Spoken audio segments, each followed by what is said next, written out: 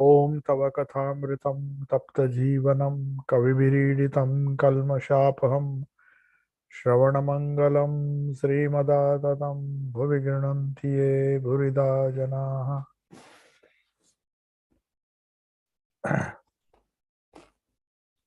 So we were discussing the topic in which Sri Ramakrishna is saying that Keshav is content. Keshav Chandra Sen was the one of the founders of Brahmo Samaj. That he's saying Kashyap is content with what comes to him without any effort. And then what is the way? Deep dispassion and renunciation of worldly life is the way. So Sri Ramakrishna is resting a while after his meal. M is seated nearby. Soon Dr. Sham and others, some other people arrive. Sri Ramakrishna sits up and begins to talk. And then he starts the conversation by saying this. The previous line which I read out was the heading which M has given. M has given a subheading to this chapter. And since these conversations will deal with all the topics which we saw, deep dispassion and renunciation of worldly life. So Sri Ramakrishna says it is not that one must always work. When God is realized, there is no duty to perform. When the fruit appears, the flower falls off by itself.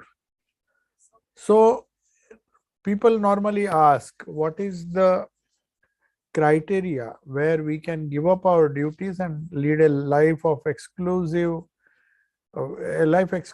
dedicated to God realization?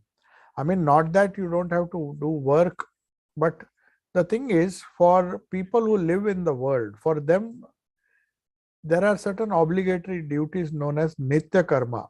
Nitya and Naimittika.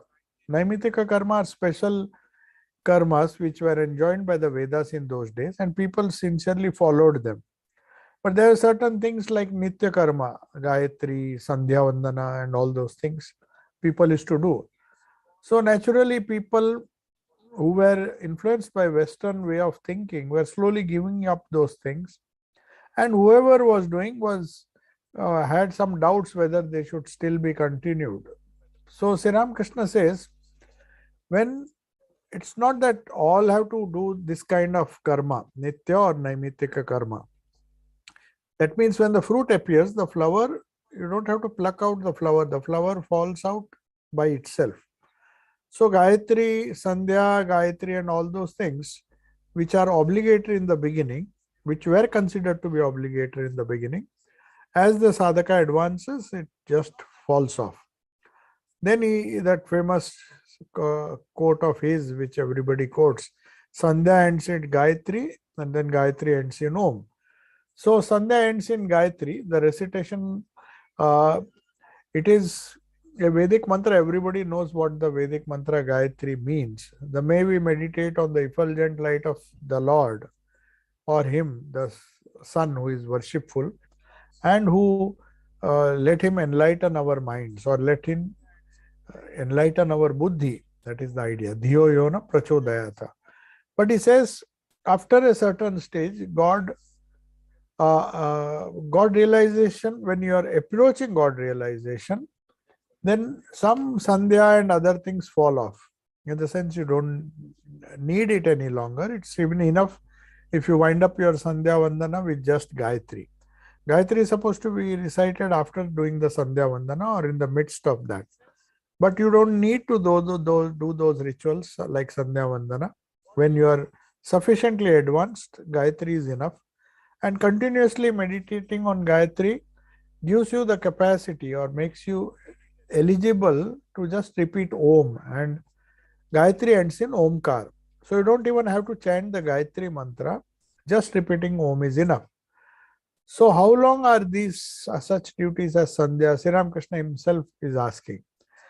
Now, how to know whether I am eligible for just repeating Om or Gayatri? So he gives a test, or he gives a sort of self-introspective technique where he says, as long as at the name of Hari or Rama, the hair of the body does not stand on end. It's a far thing, a very difficult thing for normal people to understand. So that means that whenever you hear the name of Hari or Rama or any holy name which you have been repeating for a long time, the hair stands on end. They become totally focused on that name, and the joy is so much that the hair appears to stand on its end.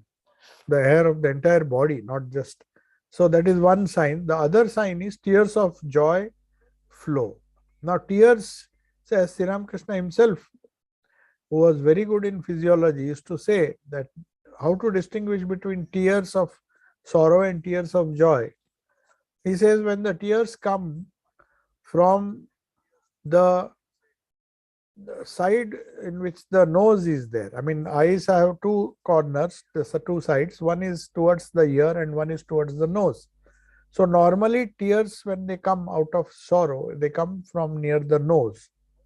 And tears of joy or tears of divine bliss, those tears, they will come from the corner of the eye towards the ear. So that is how Sri Ramakrishna is to guide people. See, those are the real tears. Otherwise, you may think it is tears of devotion, but they are actually tears of sorrow. Some sorrow is there in your life, and you become emotional, and then you start crying and think it is you are crying for the Lord. No, that is wrong. So it's not. Then he says it's not right to worship for the sake of wealth or for winning a lawsuit. And that is how people normally approach a religious person, or even they approach religion itself to give them some worldly benefit. So he's just giving an example. In those days, there were a lot of lawsuits for everything. That is one great gift of the British to the Indians. Whether you call it great or not, I don't know. But one thing was the lawsuits became very common, and people had to almost go to everything for to go to the court to settle disputes. Earlier, there was a local system where the panchayat and all would settle the disputes. But you see, very often you will find mentioned even in Sri Ramakrishna's life that that kacheri means the court, used to be held, and the British system of jurisprudence was prevailing. So you will find most of the devotees, even Swami Vivekananda did law. Law was a favorite subject because that is one contribution of the British, that they tried to enforce a system of law which they were practicing in England. So anyway, for the sake of wealth or for winning a lawsuit, lawsuits could be very difficult. Unless you had money, it was very difficult to win a lawsuit. So Sri Ramakrishna says, we don't go to God to help you win a lawsuit or to earn some money. So a particular devotee is asking a question. Everybody is trying to earn money. I see it. Don't you see it? That Keshav Sen has given his daughter in marriage to a prince. Now, that was one of the contentions of the other members of the Brahmo Samaj, who split the Brahmo Samaj, because they said you had decided that Brahmo devotees would not marry somebody under the age of 18. They had to be 18 or some age they had fixed up, the minimum age. They just wanted to put an end to child marriage. But somehow his own daughter, some of a very wealthy prince, perhaps of some of the princely states which were still existing. So Maharaj of, I think he was the Prince of Kuch Bihar. So it was a big news in those days that Keshav married his underage daughter, because he thought they were not prepared to wait. They said either you marry or we'll find somebody else. So he was forced to marry, and then one whole group split. Vijay Krishna Goswami and all, they said you are breaking your own rules.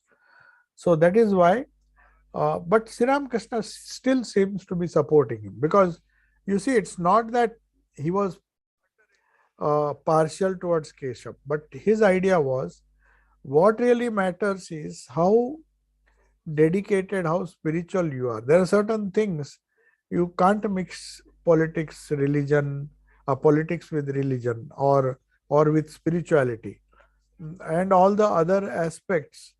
They are not part of the so-called spirituality. If a person is sincere, even if he is either poor, rich, or underprivileged, or he might be in any condition in his secular life, but that doesn't deter him. If he is sincere and if he wants to practice spirituality, he is welcome. So that way Sri Ramakrishna was impartial, but he knew as a true devotee, the Lord provides everything without any effort on his part. The real son of a king, Sri Ramakrishna says, gets a monthly allowance automatically. So I'm not talking of pleaders and advocates who earn money by becoming slaves to others and work so hard. I say one should be the real son of the king. Now, what does he mean by that? This is the same thing which was uttered by Jesus, and they misunderstood. They said the Roman kings thought that he is becoming so popular and he has ambitions to become a king. So he was asked, when they caught him, they said, do you claim that you are a king? He said, yes, I am a king. But what he meant was, I rule over the kingdom of the spirit, not the kingdom of the world. But how many people can understand that? So when Sri Ramakrishna says one should be real son of a king, means he should be the son of God. He who has no desire, who never asks for money, gets it automatically. Then whatever he needs is supplied to him. Sri Ramakrishna's own case, you will find that he never cared for money, never worked for a living, but somehow some or the other, Mathur Babu came, then Suren Babu came, somehow or the other people unasked for gave him money. So he says it comes to you automatically. If you need, whatever you need, you get. But you don't have to run after that. The Gita says that which comes without any effort. So that is the Gita's fourth chapter, 22nd verse, which says, I forgot the exact verse, but that verse says that whatever comes to you unasked for, a true person who is truly surrendered, he works with that attitude. While explaining the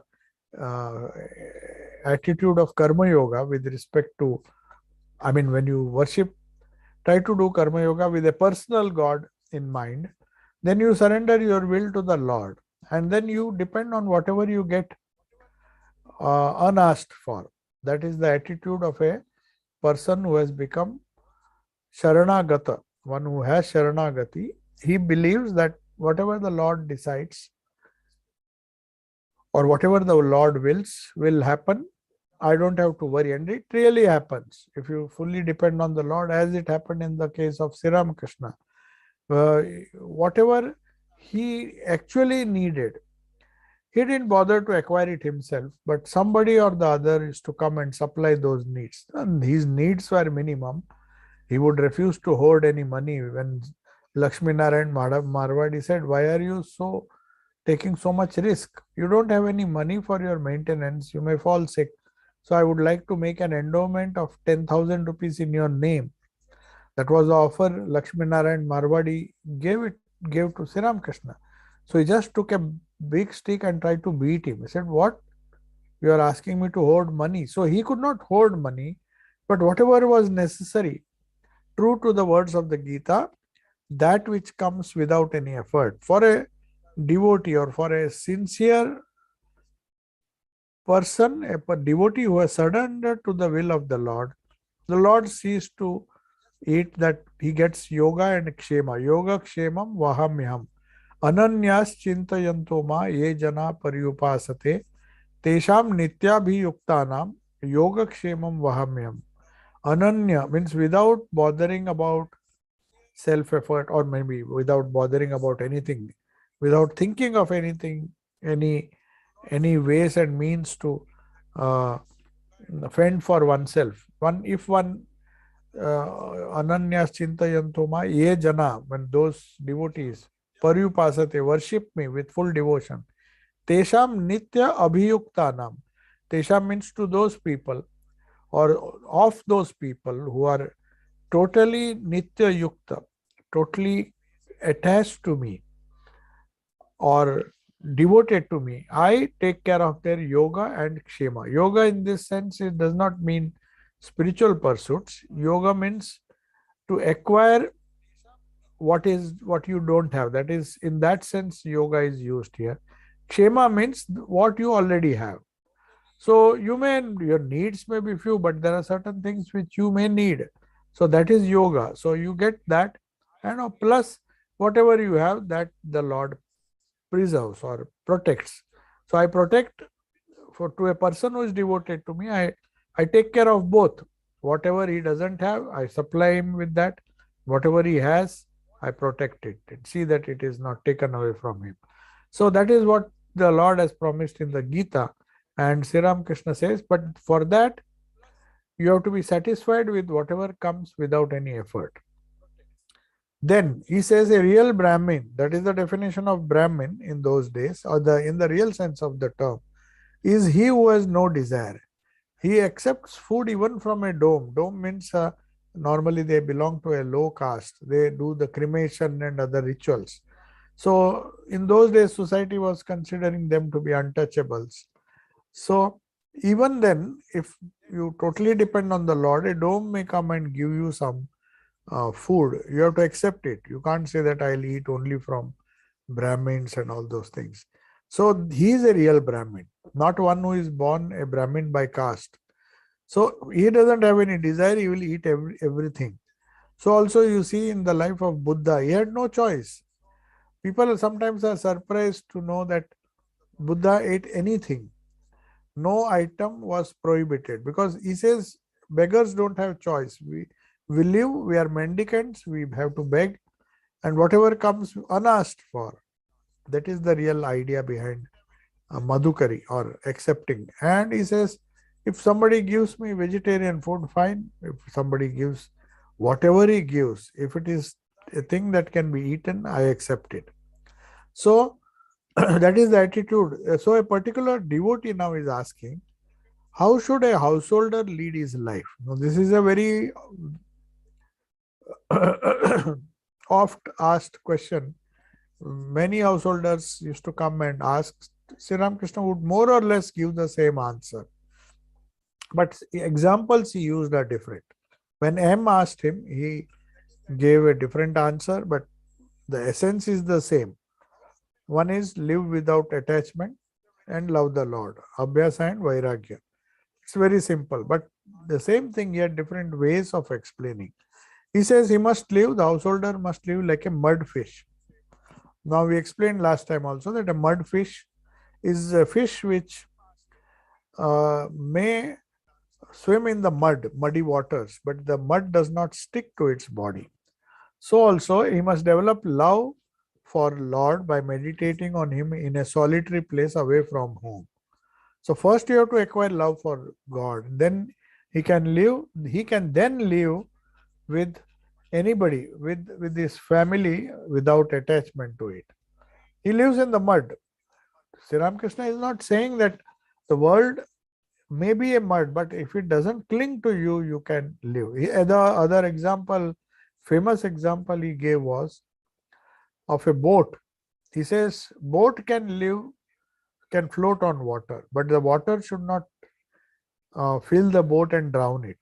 The right place for the water is below the boat, but the boat is not soaked with water. I mean, if you pour water into the boat, it will sink. Then there will be water all around. That's not the right place for the water.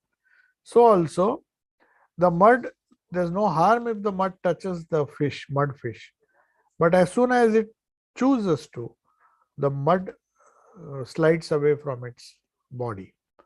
So such a person leads a life of non-attachment in the world. So, like a mud fish. So it does not allow it to soil his body. Then Sri Ramakrishna notices that money is listening with great attention, because that was his, that is why he could record all these things, because all the words without any exception, he would verbatim be able to reproduce when he went home. He used to just take shorthand notes and then reproduce the whole dialogue, meditate on it several times, unless he was sure that these were the words Sri Ramakrishna spoke. That is why we have the gospel. So he's paying a lot of attention. And then Sri Ramakrishna notices that, and then he just glances at Mani. Mani is another name of Master Mashe. Just to conceal himself or just to hide himself, he used to use different names. One can realize the Lord when one has developed deep dispassion or vairagya. He who develops it feels that the world is a forest on fire, it is ever burning. Now, this is the other extreme. I mean, it's not enough if you are detached. It's a very mild way of putting things.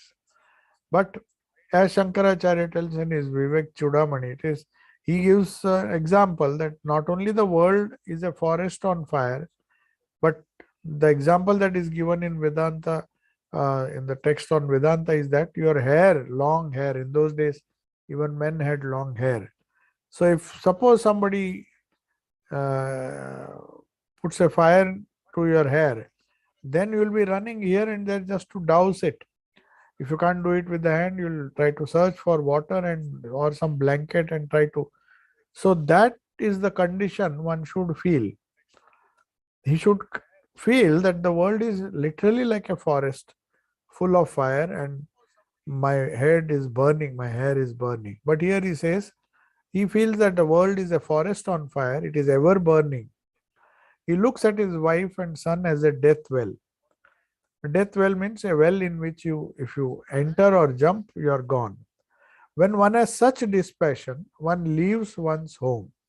Now he is talking of a different category of people who are real vairagis. He's not talking for a householder, but he is telling the highest ideal. But when one has such dispassion, he really feels that world is like a fire and his wife and son are like a well where he will be drowned, death well. He living with non-attachment alone is not enough. In that case, he can't even live like a mudfish. The mudfish will then decide that I'll have nothing to do with the mud. Now here I remember a great incident of the translator of the great master. The original Leela Prasang was being translated. There was a disciple of Holy Mother, Swami Jagadanandji. He was asked to translate it. He was a great Vedantin, and towards the end of his life, he died in Himalayas. He died in one of our centers, I think Almora. And towards the end of his life, the fag end of his life, he used to do the translation, and before he passed away, he finished long ago, but after that also he was teaching some brahmacharis. So one of the brahmacharis or the monks who was at that time later on became the president of our order, Swami Atmastanji Maharaj, the 15th president. So he had the great fortune not only to serve him, but also see the actual incident of his Mahasamadhi when he was in Almora. Then he was attracted by Swami Jagadanandji because he was a householder in his pre-monastic life. In those days, there were special considerations where Mahapurush Maharaj and all, they used to give sannyas to even people who had married. One of the reasons why he was considered great in the order was the way he left his house. It's very rare, it doesn't happen normally. But this, when we read this, we know that there are people who really do this kind of thing. I mean, in those days, because, or even today, sannyasa is not prohibited for householders. They can take up sannyasa. After, normally it is a graded evolution. First, brahmacharya, learning period, grahasthashrama, you run the household for many years. Then when your duties are over, you take vanaprastha, partial retirement, slowly withdrawing from your, and then you take sannyas. But sometimes people from grahasthashrama, without waiting for vanaprastha, a retired life, they used to take sannyasa directly. So one of them was Swami Jagadanandji. And the way it happened was he was teaching these passages from the scriptures. These are theoretically very nice to hear, but when it comes to practice, it is very difficult. So he was teaching that such a person feels that the world is a forest on fire, it is ever burning. These are all Sri Ramakrishna is quoting from what he heard. Though he could not read scriptures, as I told you, he used to hear a lot. Some Panditji coming and explaining, or some sadhu coming and explaining, said in the Shastras, this is said. But he had a phenomenal memory, so he could remember everything. And that is why we find in the gospel some wonderful gems of truth. Not just theoretically, he experienced all these things. Similarly, Jagadanji was explaining that the family is like a death well, wife and children. Perhaps he had a child, we don't know, but he had definitely was married and had a family. And the world is like a forest on fire. He was giving a very glowing description to the young people assembled there. And they were young, one or two prospective brahmacharis who would renounce the world later on and become monks. One of them, just to confirm what he says is true, or maybe just to get convinced, he said, "Sir, do you really think, Panditji, do you really think?" He was a Pandit, his job was to teach. He was a teacher by profession. He was not a monk. He was a householder. But the thing is, people teach, but they don't take these things seriously. Whereas here, uh, perhaps that spirit was there. All it needed was an occasion to really practice it. And this young boy gets up and asks him, "What you say, are you convinced? Is it really true?" He said, "Yes, the scriptures say." "No, I don't want to hear. Are you really convinced that it is true?" Then suddenly, because he was a sincere aspirant, though he was stuck up in marriage, he heard it. When the student repeated for the second time, he suddenly got in a flash, he understood. The student perhaps is asking me, "Do you yourself believe in this? Are you convinced? Then what are you doing here?" He didn't say like that because he was his teacher. He was just a student.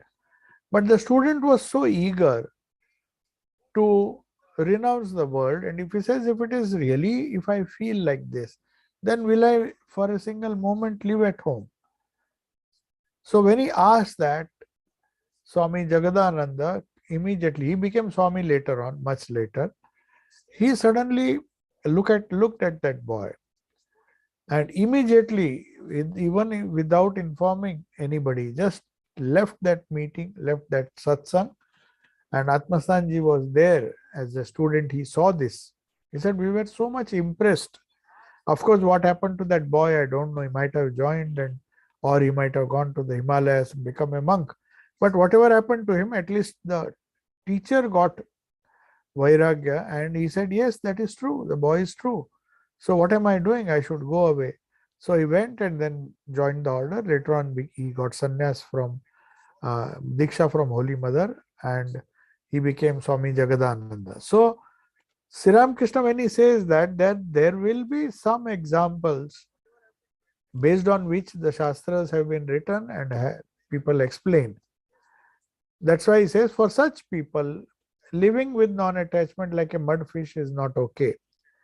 If it is okay for those who still want to live in the world, but for people who have that intense vairagya, dispassion, lust and greed constitute maya, illusion. That is the main vairagya. Not giving up small things like giving up eating something on Friday or Thursday, not eating a particular diet on one day. That is also a small type of vairagya, but that is not the essential vairagya. Essential vairagya is giving up of lust and greed. That is maya or illusion. If you recognize maya, it will take flight, ashamed of itself. So Sri Ramakrishna gives another example. That say somebody puts a mask of a lion, tiger skin, and young children, they are frightened when they see these people with this tiger skin, camouflaging themselves or acting as if they are in the form of a tiger. Young children, in the beginning, they get frightened. But suddenly they realize there's something wrong. This is not an actual tiger. So the moment the child recognizes, then it is not afraid. He says, "Oh, you are our own. Hurry." The man in the tiger skin laughed and went away to frighten somebody else. So Maya does that.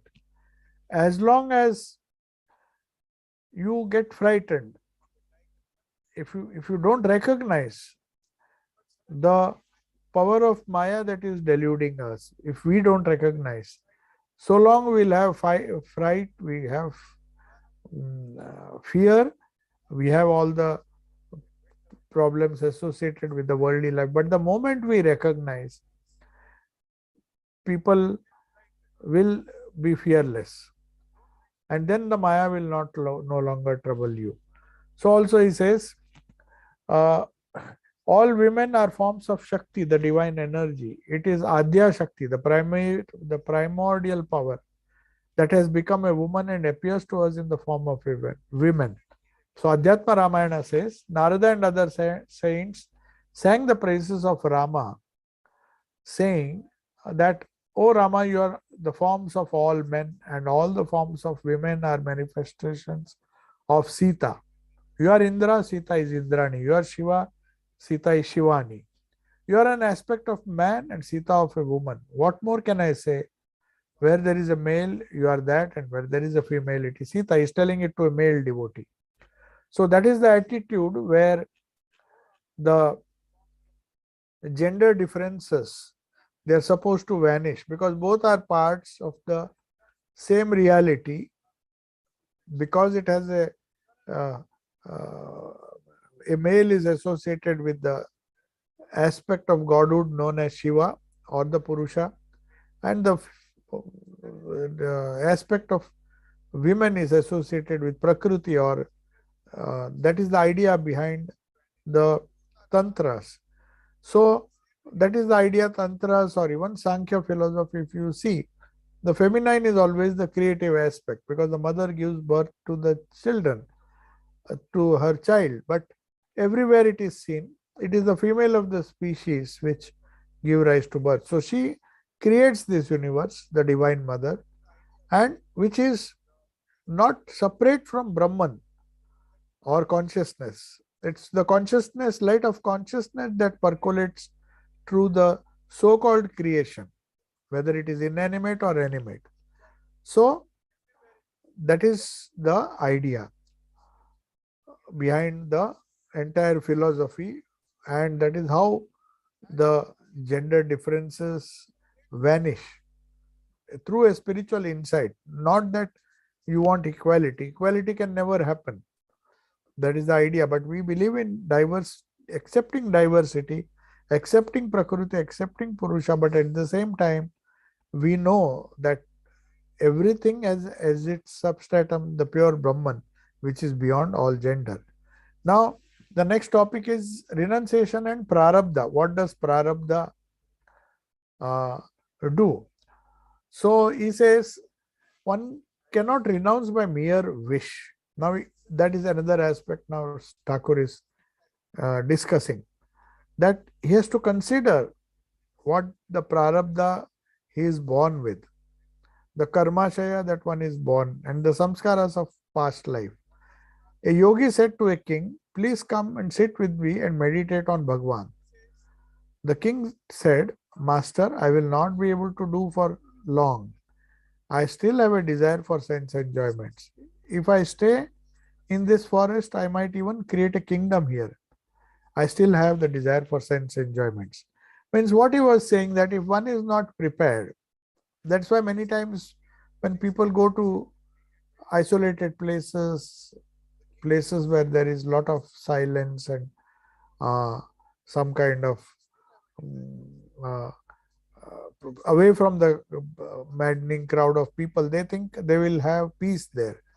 But the problem is, if the mind is full of desires, mind is restless, they carry that restlessness even to that silent place, the place where there is outward silence, because the inner noise cannot be quietened. It has to be quietened through prayer, through meditation and all those things. So the king says, I am a king by nature. I have so many desires. So even if you ask me to come and stay with you, I will not be able to meditate for long. He's telling his own guru that you call me for meditation, but I won't. Even if I come to your hermitage here in this forest, where you think I'll not be connected with my kingdom and all those things. That's not going to happen, because my restlessness will make me think of creating a kingdom here itself. So that is not going to happen. So that's why, mm, then he's giving the example of Natavar Panja, who used to graze cattle in the garden, and he says, though he started his life with that, he had a great desire for sense enjoyments and earning money. So somehow he managed to work hard and establish a castor mill, and is earning a lot of money from it. He does a lot of trading in castor oil in Alam Bazar. So he's just giving an example that even if a person is born in a particular profession or a samskar with some samskaras, if the samskaras to enjoy are uh, very much there, a great desire is there, then somehow we will find ways and means to fulfill. That is why Sri Ramakrishna used to say three types of attraction. The attraction a miser has for his gold or his wealth, the attraction a chaste wife has for her husband, and the attraction of a mother towards the child or the child towards the mother.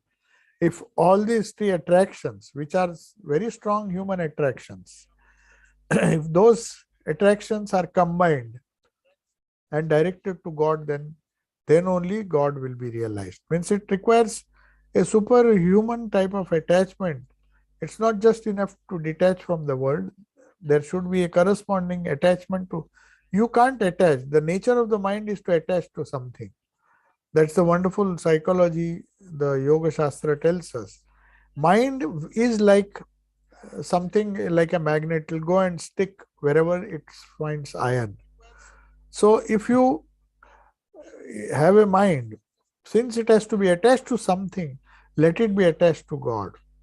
Let it be tremendously attached through its emotion, through willpower, through thought. Every time you soak yourself, attach yourself with the Lord, then automatically the world vanishes. So also he says, uh,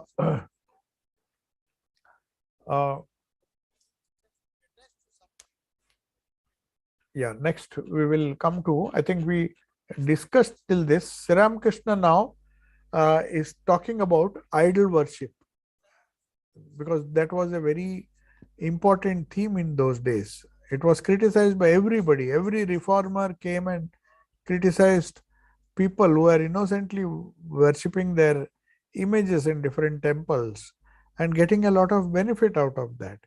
So Sri Ramakrishna now explains what is the true significance of worshipping murti or puja or worshipping idols. So Mani is strolling alone in the Panchavati and other areas of the Kali temple. Thakur has said, he's thinking about it. By practicing a little spiritual discipline, one can realize God. Now Mani is thinking about it and about deep dispassion, what he heard. He was thinking, what am I going to do now? Thakur has told all these things. And then the third thing he remembers is that Maya takes to its wings when she is recognized. So now a teacher from Broughton Institute somewhere near has brought some students to visit Sri Ramakrishna. So Thakur is talking to them, and teacher asks a question now and then, and the topic turns to idol worship. Then Sri Ramakrishna says, why do you have so much of allergy towards idol worship? Vedanta holds that whatever there is, whatever there are, nothing but Sat, Chit and Anand, existence, consciousness and love, bliss. And that is how God manifests. Thus there is nothing wrong, nothing but God in all the objects that we see. So let it be an image, let it be a human being. Everywhere this is the core of the existence. That's the core nature of Brahman, Sat, Chit and Ananda when it manifests. So if you see that, then whether you see it in an image, or whether you see it in a Ishta, or whether you see it in a god, or whether you see it in a temple or church or mosque, does it everything, everywhere, God is all pervading, and He exists as Sat, existence, light, that is conscious, pure consciousness, and love or bliss. Then he says, just see how these little girls play with their dolls. Till they get married, they live and live with their husbands. They play with these dolls. When they get married, they put away their dolls when they grow. So, when you have attained God, then you don't need to worship the idol. But till you grow, just as the girls play with this, there's no harm if you worship God through an image. That is what Sri Ramakrishna is conveying. Then he says, one attains God when one develops intense love for Him. A lot of yearning is necessary. When one has great yearning, the whole mind goes to Him. So this is a very important advice Sri Ramakrishna gives. He used to tell many people that three things you need to do. Try to find out your center of gravity. Try to find out who you are. That means find your center of gravity. Some place within the heart where you know your Jivatma really exists. That is the soul, seat of the soul. So initial stages you have to understand, have some kind of steadiness, not identify yourself with your emotions, your body, and your changing personality, like people do when they have split personality. They themselves don't know who they are. So to know who you are is the first step. So he says, first know who you are, first, and then you try to know who I am. And then the third thing is, what is the relationship between God and you, between you and me? So here Sri Ramakrishna gives an excellent method which is normally used in bhakti, that you develop a relationship, because you cannot understand any kind of connection with God without a human relationship involved, like a child to the mother or father, or a father to a child, or brother to a sister, or brother, friends with each other. These are the emotions which we are used to. These are the kind of attachments we have. If we direct it towards the Lord, then you can realize God with the faith that it requires a kind of very basic, simple, childlike faith. If you keep doubting, then whole life will be doubting. So that's why they said the word doubting Thomases is used in some of the biblical stories, because Thomas was one who never accepted things. He was always doubting everything. So Sri Ramakrishna now gives a beautiful example to explain how this happens, or how to illustrate this is the nature of uh, faith, childlike faith. He says there was a girl who became a widow at a very early age. She had never seen her husband's face. That was the practice. Very young children, girls would be married off to their husbands, and of course they would go to live with their husbands after they grew up. But they would never, very often, when they were married, they were very young children, so girls. So they would not know. So she had never seen, or even if she has seen, she does not remember her husband's face.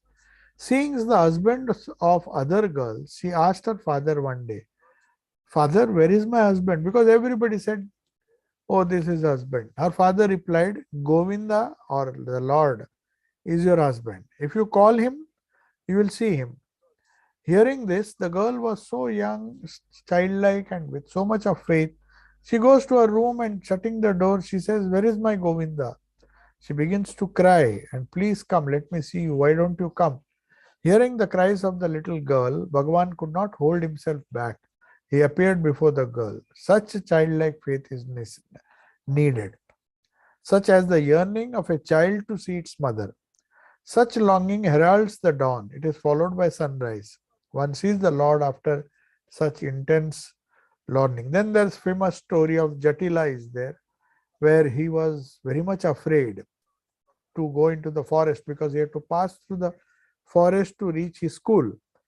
And the mother was a widow. She didn't have anybody in the house who could, she had to work. Otherwise, she could not feed the child. So she says, "You go alone, don't worry." Then he said, "I'm terribly afraid. The forest is so dangerous and I fear a lot when I go there. So how to remove that fear?" So she said, "Don't worry. Whenever you are in trouble, your brother lives there. His name is Madhusudana." So Madhusudana is the name of Krishna. So you just call upon him loudly and you see he'll come. Just to console him, that if such a thing happens, you just call him. And after that, he was going alone. And never after that, he complained to his mother. So mother was wondering how it is possible. Because earlier he was so much afraid. Now, with such childlike faith, he accepted it. Not only that, we used to really call and Madhusudana used to appear. So later on, there the story goes that uh, the mother and the teacher also was curious to say. So they also came just to see if he calls. He said, "I call Madhusudana, I am not afraid because he comes and he drops me to my school." So when they've thought, then he goes back to the forest, the mother and the teacher, they also come just to see who is this Madhusudana. And he cries and cries and cries, he doesn't come. Then finally he is so upset that why you come daily? Why are you not appearing today? Then the Lord, of course, does not show his form. He just, there is a sound heard, a dialogue heard there. When Krishna himself says, "See, he has childlike faith. That is why he can see me and he can hear me. You people don't believe what you, don't really believe what you talk or what you say. You told the child, he went and he really got the vision of Madhusudana, but you came with a doubting mind. So with a doubting mind, you should have childlike faith if these things, if you really want a vision of God." That is the idea. So we will conclude today. Let me see if there are some questions. You can quickly type in the chat box.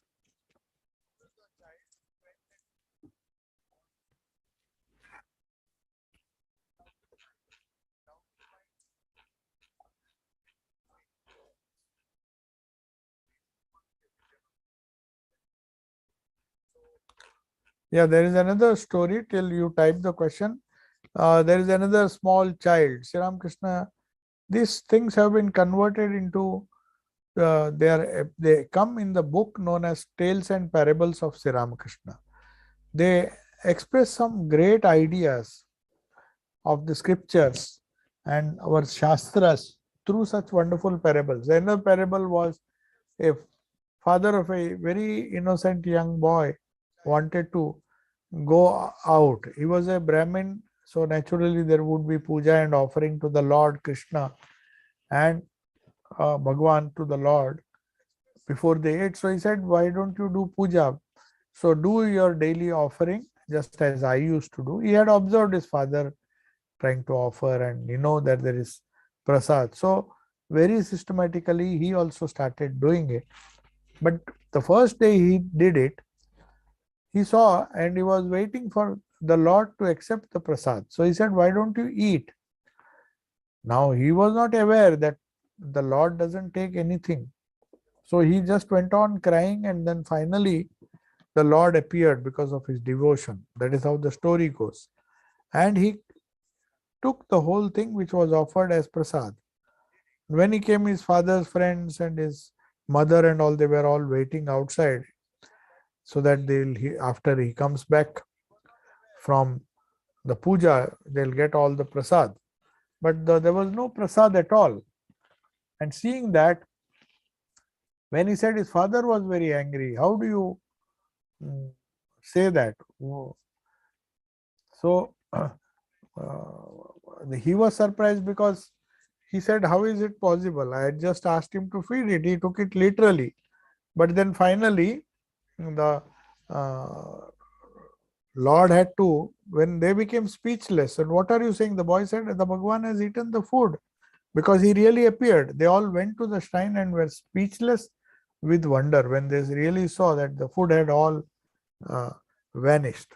So that is the story. And let us now take a question. One question is there regarding lawsuits and money.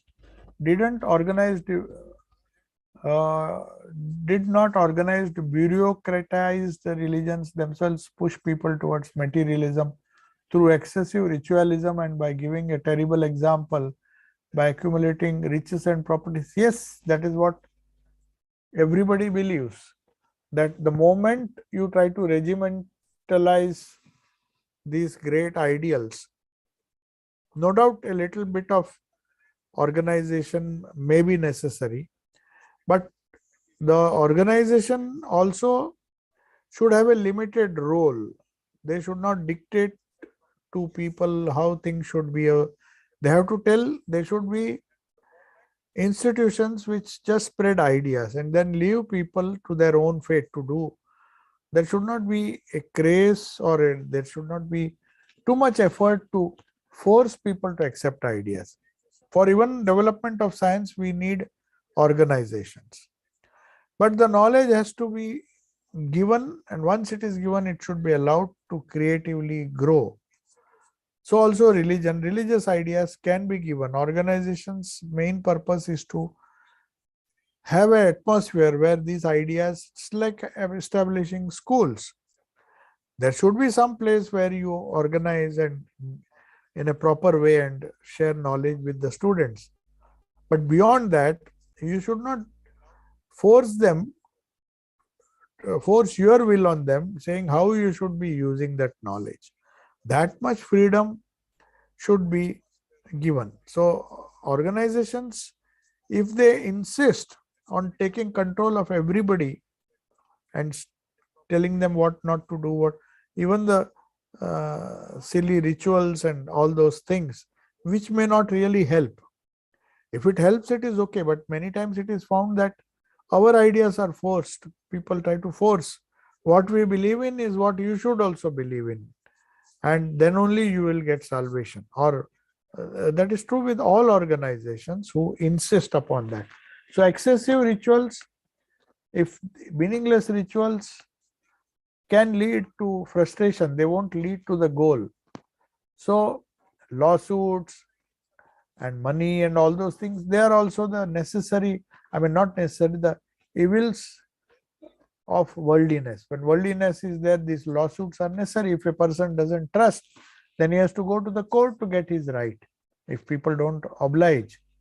So also money, people think money is so necessary because they have a feeling that money can achieve everything for them. Maybe it is true, to get some few things, money may be useful, but it can't save somebody, it can't make a person spiritual. Money can't buy many things. It definitely can't buy spirituality or the joy. Even money cannot buy joy. You just can't say that I want total bliss, I want realization, and money will not help. So the money has limitations. Now there is one more question. Swamiji, you mentioned two types of karma, nitya and the naimitika karma. Yes, what is naimitika karma and what is nitya karma? Nitya karma is Sandhya Gayatri, yes, but naimitika is special pujas on Ekadashi, some special occasions which you don't have to do daily. Nitya karma is something which you are supposed to do daily. It's a Vedic term. Now nitya and naimitika karma can be translated as nitya karma is what you do every day. You have to go for a job. Naimitaka karma is doing some special service or doing some special whatever you feel will help to contribute to society. They are naimitika sevas, whereas nitya seva or nitya karma is your, in the modern context, is your job which you do every day, without which you cannot live. So it has to be interpreted that way. Now in the modern day, British law and order to Indian society. Is it correct to say that the school of Nyaya philosophy was also related to law and order in society? No, the Nyaya is logic. It is not law. Law means jurisprudence. when people don't behave. But there was law, definitely. We had our own laws. What I'm saying is, it did not, it was more informal. The village panchayats, the elderly wise people, they used to give, it's something like out of court settlement. Because courts, there were courts, the kings had their courts, there were people who decided what are the morals, what are the codes of conduct. Manu is there. There are so many uh, Manu Samhita and other Samhitas which were written. They were there, no doubt, and there was some body also which will enforce. But they were loose. They were loosely scattered all over. Every village had a headman and a small committee, and all disputes, domestic disputes, would go to them, and they would settle at that level. So you don't. So officially, it's not the British brought the law, but they were so fond of this legal system, the system of jurisprudence, that they brought roughly, I mean, we can say they brought, the law existed even before that, but it has nothing to do with Nyaya. Nyaya is pure logic. It is a school where logic is used to understand or appreciate the nature of reality. Because the goal was always, whether it is Nyaya, Vaisheshika, Sankhya, Yoga, Purva Mimamsa, Uttar Mimamsa, all the 6 schools wanted to know reality, what reality is, or what God is, or what reality is, and how to reach that godhood or truth. For that, different systems were made. So Nyayikas are, Nyaya people are logicians who use logic to prove the existence of God and to show that whatever, to distinguish between the temporary and the permanent or the eternal. So that is what. Now there is another question regarding memory. This is the last question. Yes. One Swami Vireshwaranji Maharaj, this is what I posted on the WhatsApp, so I think you have copied from there, had come to Ramakrishna Ashrama Gwalior to give mantra diksha to the aspirants. One day, finding an opportunity, I told him, Maharaj, we are sadhus and brahmacharis, work with unselfish motives. Hence, all our actions automatically become yoga. That is the idea, unattached work. In a way, brahmachari was right, but we don't need any other spiritual discipline. So why should we meditate? Why should we do other things? And then that brahmachari, who was Swami Satyarupananda, he was a young brahmachari, he said, even Swami Vivekananda once said that by performing selfless service, one can attain mukti. But Vireshwaranji firmly understood that there is a fallacy or a small flaw in this understanding of this brahmachari. He said, Swamiji told about karma yoga. Do you know what karma yoga is? Not doing, just doing karma is not karma yoga. So he says, after a pause, he himself answered, conscious and constant remembrance of God while working. So then that brahmachari who later on became Satyarupananda, he mentioned that that was like a guiding light in our life. He said it with so forcefully. So we used to test whether the work I am doing is really karma yoga or not. If it is done with the feeling that God is the conscious and constant remembrance, if our work is suffused with that, the work is motivated by that, then it becomes karma yoga. So my question is, what did Vireshwaranji mean by conscious and constant remembrance? It is very clear. Conscious means with full awareness. Not mechanically repeating is not conscious remembrance. The word conscious here means with full alertness. That is, this is the Lord's work. And how do you dedicate it? In the beginning, you dedicate it by repeating the mantra. Mantra makes sanctifies everything. Holy Mother said, if you count on your fingers, the mantra sanctifies the fingers. That is why she said, why use a mala? You don't need to sanctify mala. Purify your own hand by the vibration of the mantra. So all of you remember the Vedanta magazine had a 3-piece article on Swami Ashokananda. the science of vibrations. So he spoke of different vibrations, physical vibrations, heat vibration. Then he goes on to explain what Vedanta means. What are thought vibrations, these vrittis? So repetition actually creates a vibration which converts the work into worship. That is the idea. Okay.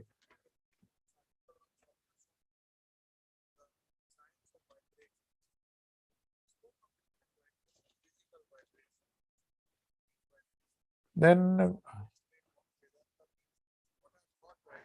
oh, the other question is the constant remembrance of God while doing karma yoga, is it like memory? It is like awareness, more of awareness and a undercurrent. You can call it a undercurrent because you can't be thinking of the mantra when you have to concentrate on the work. But by practice, many people have managed to convert that japa into an undercurrent. So then it is of the nature of a undercurrent or some kind of awareness. So it's necessarily not to be meditated. Yes, of course it is to be meditated in the heart, because that is the source from where the mantra comes. So that undercurrent, normally it is easier to imagine that it is the heart that is inspiring our job. It is the heart that speaks. Heart in the sense spiritual heart. So when you are doing anything with awareness, you have to do it. That's why Lord Jesus says in the Bible, love God with all thy mind. It's one of the famous sayings of Jesus as recorded by Saint Luke and Saint John. If you see, Saint John adds one more thing in that. The others say, love God with all thy mind, with all thy heart, and with all thy will or something. But there is a fourth edition in one of the Gospels. I don't know whether it is according to Saint John. So he adds with all thy soul. Apart, that means with all thy heart is the emotion. Then why did he have to add that? Because the soul is soul is to be seated in the heart. That is why we call it a spiritual heart. The kingdom of God is within you. So God sits there. So he's the soul of the soul. So love God with all thy mind through your thoughts, as we have 4 yogas. Then love him with all your heart. Then love him with all your will or your actions by serving him. And finally, one of the apostles adds, love God with all thy soul. So, with all the faculties available to you, when you focus on that, that is real karma yoga, because that is how repetition, mechanical repetition is not what Prabhu Maharaj meant. So, conscious repetition and continuous, conscious repetition is what is advised here. Constant and conscious and constant. So sometimes we'll be conscious in flashes. We'll be aware, then we'll forget, we'll be aware.